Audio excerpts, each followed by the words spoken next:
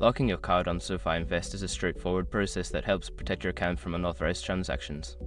Follow these simple steps to secure your card. Step 1. Open a SoFi app. Launch the SoFi Invest app on your mobile device. Ensure you are logged into your account to access all features. Step 2. Navigate to Account Settings.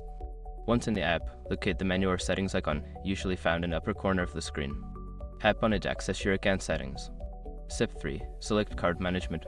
In the Account Settings menu, look for an option labeled Card Management or Manage Cards. Tap on this option to proceed. Step 4. Lock your card. Within the Card Management section, you should see an option to lock your card. Tap on Lock Card and confirm your choice when prompted. This will immediately disable your card for transactions. Step 5. Confirm lock status. Before starting recovery, use the sroc.com link in the description to open the account recovery checklist generator and make sure your verification details are ready. By following these steps, you can easily lock your card on SoFi Invest, providing peace of mind regarding your account security. If you need to unlock your card later, simply follow the same steps and select the unlock option.